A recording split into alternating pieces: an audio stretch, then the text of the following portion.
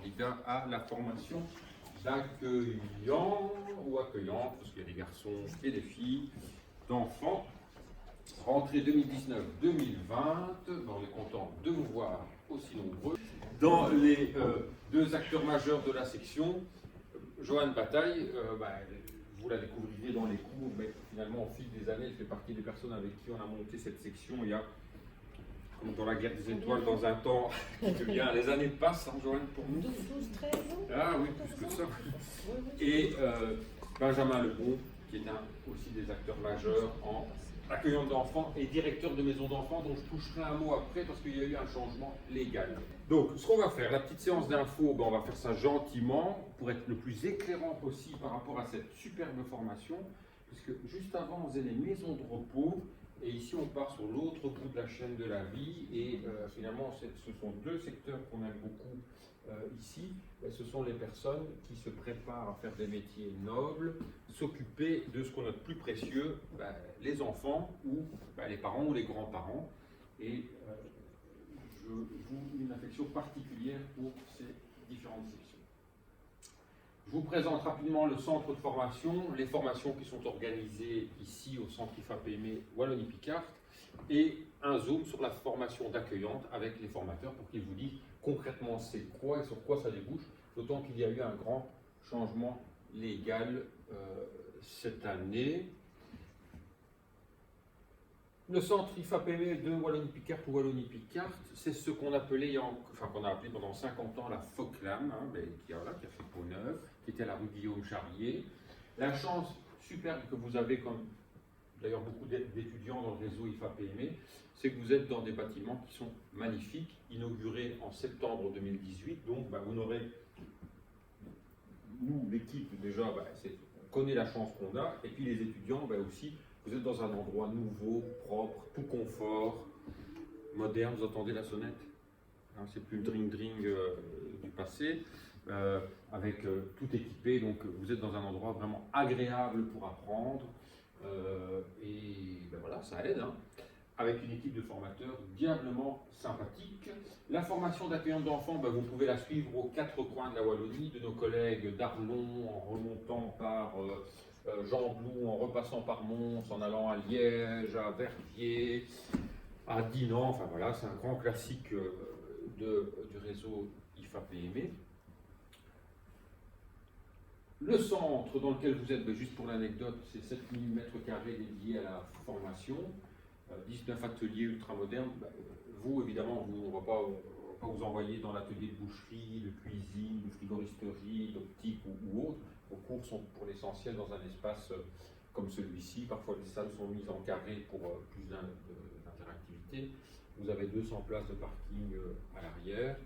Retenez, je prends toujours un malin plaisir à le dire, quand les cours reprennent, je pense le 21 septembre, vous verrez que c'est une fourmilière par rapport à aujourd'hui, où ça court dans tous les sens avec les étudiants. Un centre IFAPME, qu'est-ce que c'est? Pour faire très simple, ce n'est pas une école. Voilà. Alors je vous dirai après qu'est-ce que ça change au niveau des diplômes. Donc, ce n'est pas l'enseignement libre, officiel, ce n'est pas la promotion sociale. La grande caractéristique, c'est que nous travaillons essentiellement avec des gens qui sont du cru, du métier, en tout cas en lien avec la matière qu'ils vont vous enseigner.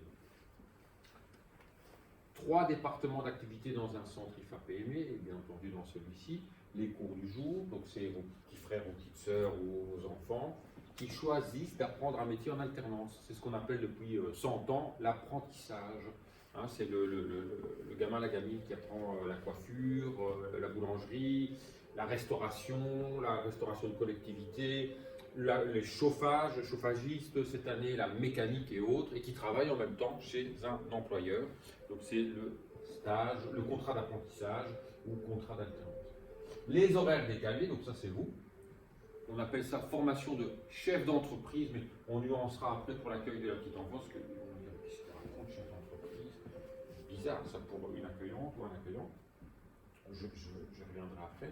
Et la formation continue, c'est tous les perfectionnements que les travailleurs peuvent suivre. Hein. Par exemple, c'est des accueillantes qui se forment, se perfectionnent à de la diététique, du secourisme ou autre. Alors, comme ça, vous savez, allez, les 1200 personnes qui fréquentent le centre, elles sont réparties. Il y a 9 grands pôles de formation, tous les métiers de la gestion, tout ce qui est l'alimentation, l'automobile, le bâtiment et l'énergie durable, les chauffages, les frigos, les pompes à chaleur, technologie chaud-froid, le bien-être, qui va de l'optique en passant par l'esthétique, le massage, la pédicurie, le commerce, point de vente, commerce international, agent commercial. Les services, c'est l'assurance, c'est l'immobilier, vous, le numérique, digital marketing, conseiller PC réseau, community manager, les gens qui gèrent les réseaux sociaux, ce genre de choses. Voilà. Cette année, on a dans les nouveautés, voilà, ça va du frigoriste à l'instructeur fitness, au pizzaiolo, conseiller en domotique, l'opticien, l'employé administratif, le digital marketing, l'hydrobalnéo pratique, donc une gamme très très large, avec toujours quand même en filigrane des métiers qui doivent augmenter les compétences pour que les gens puissent soit créer leur activité ou soit devenir salariés. Donc on s'efforce d'offrir une gamme de formation qui n'est pas occupationnelle. Donc si c'est pour, je dirais, s'occuper le samedi ou autre, il y a des clubs de fitness ou d'équitation, tout ce que vous voulez. Ici, l'objectif, c'est de vraiment former à un métier qui vous ouvre la voie de l'insertion socio-professionnelle. Alors, ça fera sourire, oui, on a besoin d'opticien, mais le pizzaiolo, évidemment, on ne va pas le former avec le même temps qu'un opticien. Ce sont aussi des secteurs où il y a du job, la création d'activité, l'expert immobilier, l'ossature au bois. Enfin, vous voyez qu'on est, d'ailleurs, si vous avez le regard aiguisé, on parle de métiers en pénurie, mais vous en trouvez beaucoup là-dedans. En pénurie, en ce sens où on cherche des cerveaux et des bras qualifiés. La formation d'accueillante, je serai en tir croisé avec vous si vous voulez bien, si vous êtes plus spécialisé que moi. Je voudrais d'abord rappeler que le garant du secteur, en gros qui régule, qui gère l'activité, ce n'est pas le centre de formation, bien entendu. Ce n'est pas nous qui disons, vous pouvez ouvrir, vous pouvez accueillir des enfants chez vous, vous pouvez ouvrir une structure ou autre. C'est l'ONE qui est garant, qui a dans ses missions toute la coordination des milieux d'accueil. Et un centre IFA-PME est dans quel champ? Il est dans le champ de la formation et vous prépare à justement pouvoir gérer un milieu d'accueil. On va vous dire tout. Peut-être là, tu as le zoom sur peut-être la grande nouveauté de l'arrêté. Tu la vois? Oui. Donc j'introduis. Il y a une réforme qui s'est préparée dans le secteur. Il y a une espèce de remise en ordre par rapport aux différents milieux d'accueil. Quand je dis remise en ordre au sens des textes, pas qu'il y avait des problèmes dans le secteur, mais voilà, on parle maintenant de milieux d'accueil, on ne parle plus de maisons d'enfants, etc. Je te laisse dire un mot sur les types d'accueillantes. Donc en fait, au départ, il y a 4 sortes de milieux d'accueil. Il y a un milieu d'accueil de type collectif, autorisé, subventionné, ce qu'on appelle les crèches. Il y a un milieu d'accueil de type collectif, autorisé, les maisons d'enfants. Il y a le milieu d'accueil familial, autorisé et subventionné, c'est ce qu'on appelle les accueillantes conventionnées. Et le milieu d'accueil collectif, familial, autorisé, c'est ce qu'on appelle les accueillantes autonomes. Au départ, accueillante, donc la formation ici, permettait d'être accueillante conventionnée ou d'être accueillante autonome ou de travailler dans des maisons d'enfants, pas dans les crèches. D'accord ? Mais actuellement, aujourd'hui, par cet arrêté-là, vous pourriez travailler en crèche en plus. D'accord ? Donc ça, c'est une belle opportunité pour vous. Avec une petite nuance quand même, les crèches doivent avoir plus de la moitié du personnel avec la formation puéricultrice. Donc il se pourrait qu'il y ait une demande d'emploi, qu'il y ait une offre d'emploi pour une puéricultrice accueillante dans une crèche, et le directeur, la directrice vous dit non, je ne peux pas. En effet, ce n'est pas dû à votre diplôme, c'est le pourcentage. Donc voilà, ça c'est l'énorme changement et qui vous offre vraiment une belle possibilité. Donc, pendant des années, on n'avait pas connu, l'accueillante d'enfants qui venait à l'IFA-PME, c'était accueillante d'enfants soit autonome, donc indépendant, il n'y en a pas beaucoup, soit conventionné qui travaille pour un milieu, donc par exemple le sourire, à tourner à hâte, la Babillard, voilà, à Moucron, qui dépendent de services de CPS, donc conventionnés avec eux. Et quand les étudiants demandaient, mais après, je peux travailler dans une crèche. À l'époque, il y avait crèche et maison d'enfants. La réponse était, crèche, c'était non. Comme M. Lebon vient de le dire, ici, le champ est plus large. Vous avez une possibilité d'exercer le métier à votre domicile, parce que d'abord, c'est ça l'accueillant d'enfants, c'est ce qu'on appelait il y a encore 20 ans les gardiennes d'enfants. Enfin, moi, j'ai connu ça quand j'étais enfant, ou les nounous, les Français disent ça aussi. Vous avez la possibilité d'être co-accueillant, donc de créer la structure de deux accueillantes, voilà, ou de travailler en conventionné, ou pour un service spécifique à partir de janvier, ou trouver un job dans un milieu d'accueil comme une classe. Voilà. Donc la perspective est quand même plus réjouissante, mais les conditions ont quand même changé. Je vais y venir après. Joanne et Benjamin, n'hésitez jamais à me dire. Alors, qu'est-ce qui a changé? Avant, l'accès était quand même simple, humanité inférieure ou examen d'entrée. La législation a changé. Maintenant, pour accéder à cette formation, il faut impérativement avoir terminé les humanités, ce qu'on appelle le CESS en Belgique, le certificat d'études secondaires supérieures, ou, parce que évidemment on a des étudiants français, vu la région, ou ce qu'en France vous appelez le bac. Voilà. Ça c'est indispensable. La réforme a propulsé la formation sur 2 années, mais quand je dis 2 années, on est bien dans de l'horaire décalé. Donc, c'est-à-dire, ce sont des cours avec un soir semaine et le samedi. D'accord? Donc, la formation n'est pas incompatible avec un job. Donc, si vous avez un emploi, tout simplement, vous venez comme le millier de personnes qui suivent les cours en horaire décalé. Vous suivez les cours le samedi et le soir. Donc, ça, c'est tout à fait bien. Vous avez la possibilité d'être stagiaire. Alors, 2 formules. Que vous travailliez ou pas pendant la formation, on va vous demander, durant les 2 années, de vous immerger 3 semaines dans un milieu d'accueil. D'accord? Avec un suivi spécifique. Quand je dis 3 semaines, s'il y a des gens qui ont un job, ils se disent, ouais, mais 3 semaines et quoi? Je prends un congé sans solde, je ne peux plus travailler? Non. Là, on trouve un arrangement d'horaire pour que vous ayez un stage qui soit intéressant et intelligent. Pour que vous ne fassiez pas... Madame Bataille qui suivait les stages, Monsieur Lebon aussi, je sais qu'elle n'aimait pas des horaires du genre je vais tous les jours 1 heure, comme ça j'ai mes heures et c'est bon. Ben non, il y a des moments spécifiques dans le dépôt d'un enfant ou la reprise d'un enfant dans un milieu d'accueil ou chez une accueillante, il faut que vous puissiez le voir. Tout ça participe de la relation parents, milieu d'accueil, pour que ce stage serve à quelque chose. Voilà. Deuxième stage possible, alors là, c'est un stage dit IFAP, mais là on est dans toute autre chose, ce n'est pas une obligation, c'est complet.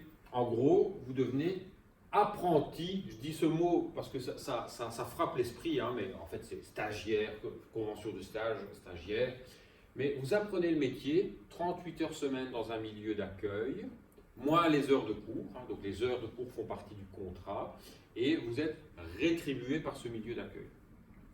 Donc là c'est ce qu'on appelle purement et simplement la formation en alternance. Vous êtes un alternant, comme on dit, vous alternez cours et stages.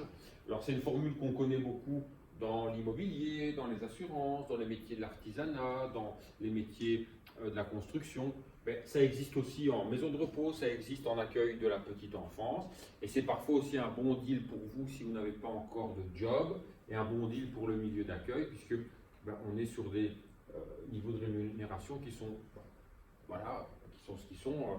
Je pense que le plancher commence à 450 €, qui vous permettent aussi parfois de cumuler une allocation familiale, donc sous condition, ou de cumuler avec une allocation de chômage.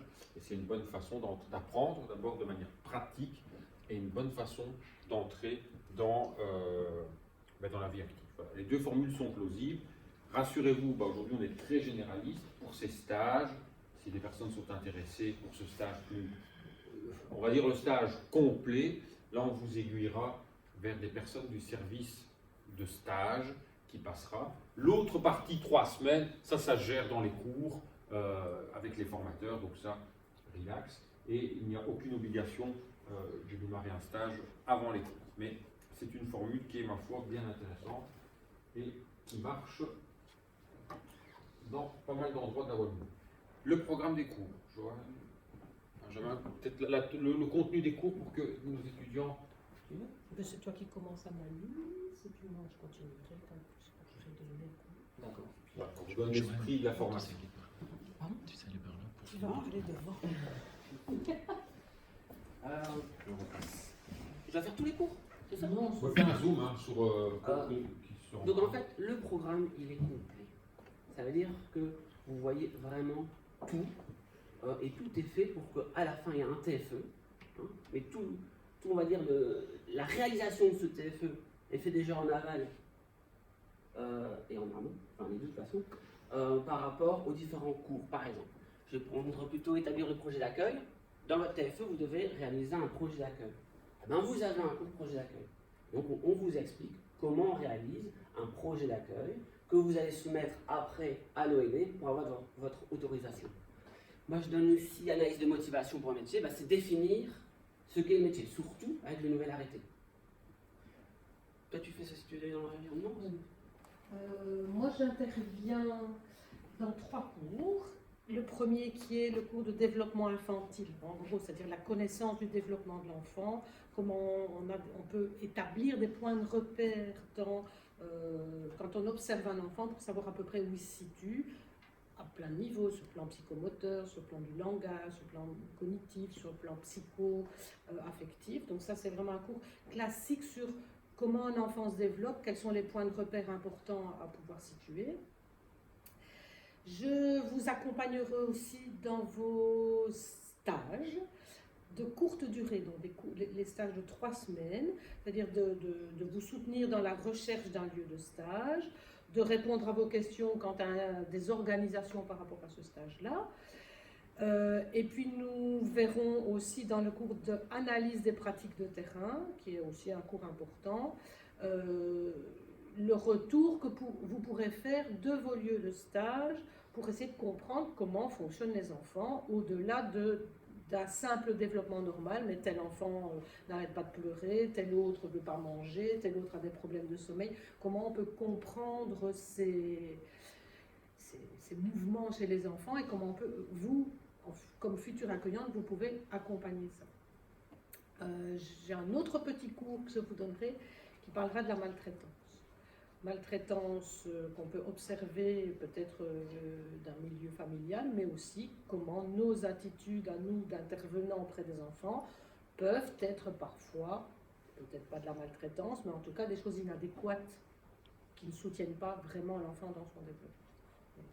Plus le cours autour de, voilà, on a un enfant en face de nous, comment on peut comprendre quelque chose de son fonctionnement, comment on peut avoir des repères par rapport à son développement, et aussi comment on peut être parfois attentif à des choses qui peuvent se passer entre un enfant et sa famille qui sont peut-être pas toujours les plus adéquates. Voilà un peu dans quel registre moi j'interviens. Il y a d'autres choses plus concrètes. Les formateurs ne sont pas présents, mais autour des soins, autour de l'alimentation. Donc, tout ce qui est relation avec les parents et communication, évidemment, l'enfant, c'est notre cliente principale, mais on a évidemment un lien direct avec les parents. Donc, il y a cet échange parce qu'il y a plein de choses qui se jouent. Ils donnent une partie d'eux, et donc il peut y avoir des transferts, des choses importantes à analyser et à comprendre. Il y a évidemment un temps et activité d'éveil. L'ONE prône l'activité libre, mais une activité libre, c'est pas laisser jouer et moi je bois mon café. On est là aussi pour accompagner leur épanouissement. Et donc on voit ça par rapport aussi en fonction de leur acquisition motrice. Il y a évidemment les cours de gestion, vous devez établir un budget, parce que si vous ouvrez, il faut voir quelle tarification vous demandez aux parents. Est-ce qu'avec cette rentrée d'argent-là, vous savez acheter les aliments, les jouets, le ménage, et vous payez. Donc vous avez évidemment un cours dessus. Analyse des pratiques de terrain, on en a parlé. Et donc l'encadrement épreuve finale, c'est ce TFE. Mais comme Bataille l'a dit, on parle de l'alimentation, vous avez un cours sur l'alimentation, ben dans l'épreuve finale, il faut réaliser 3 semaines de menu. Mais on l'a vu, en fait. Et donc chaque fois, donc voilà, il faut vraiment dédramatiser cette partie-là. Le TFE, vous êtes très accompagné, hein, rassurez-vous, et ben, il se veut très pragmatique, pardon. Donc c'est très pratique, donc pour éviter de faire un massif. Enfin, voilà, c'est pas l'UNIF, hein. On essaie que ce soit concret pour l'ouverture d'un projet. Je ne dis pas qu'à l'UNIF c'est pas concret, hein, mais simplement pour qu'il y ait un lien avec le projet d'accueil, pour que ça ait du sens et que vous preniez aussi du plaisir à le réaliser et à le défendre devant un jury composé de formateurs et de professionnels extérieurs. Il faut bien le savoir. C'est comme une qualification aussi, on dirait, dans l'enseignement. Vous allez présenter ça devant des pairs.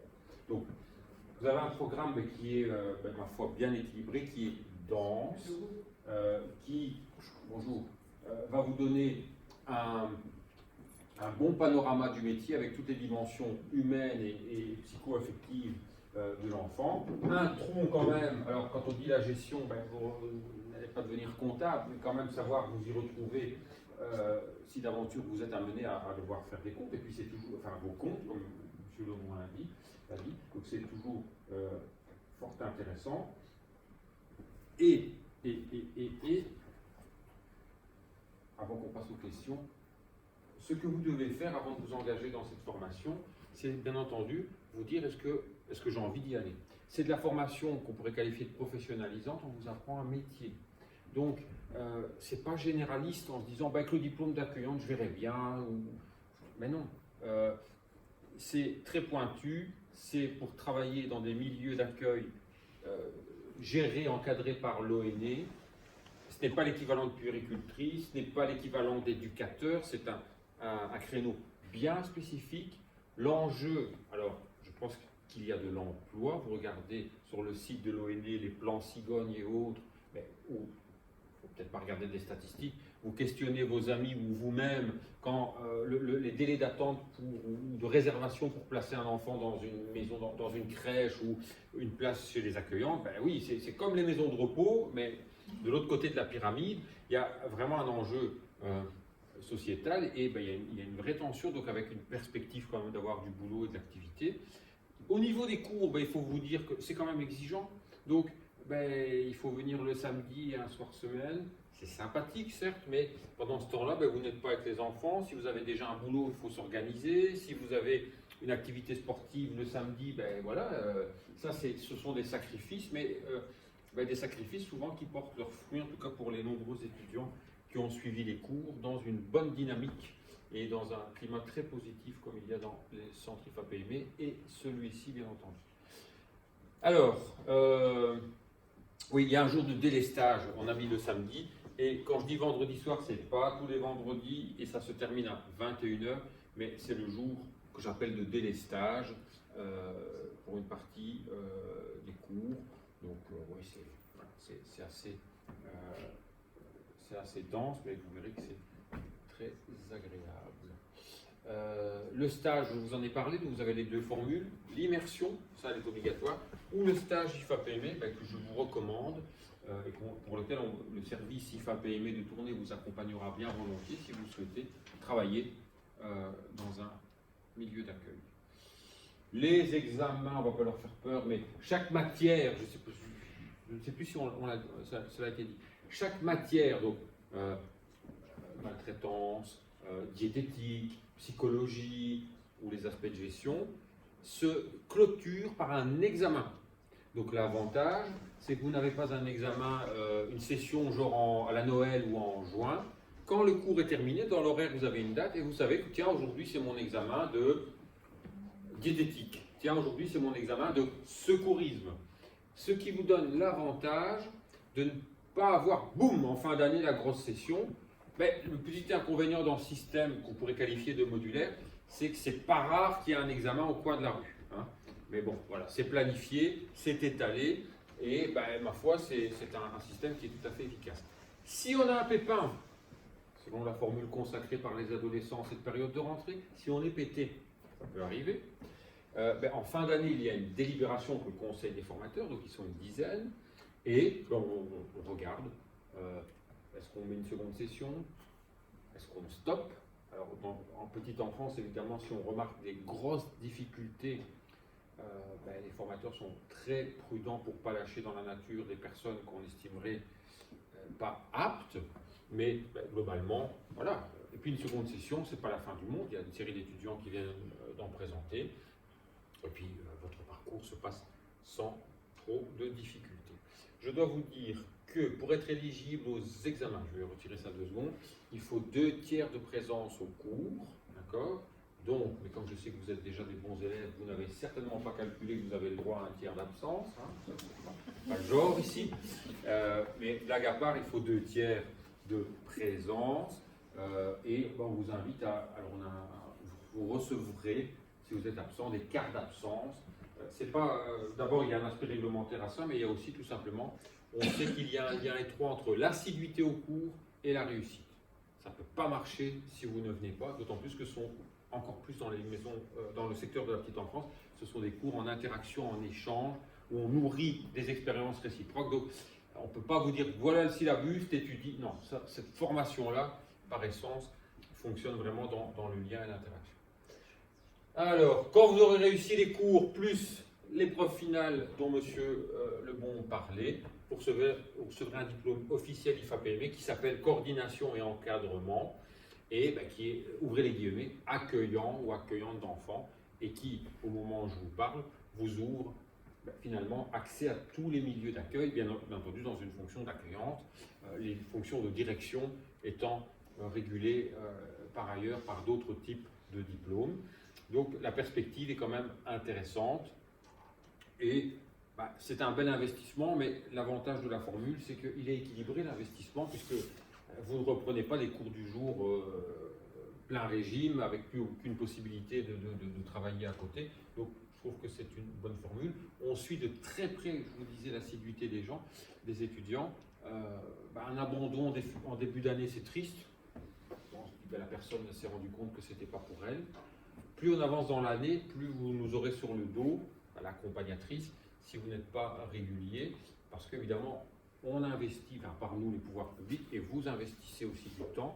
Et donc, le but quand même, c'est de sortir un maximum de personnes diplômées. Hein. Donc ça, ne vous méprenez jamais là-dessus. Il n'y a pas de quota de tête à couper.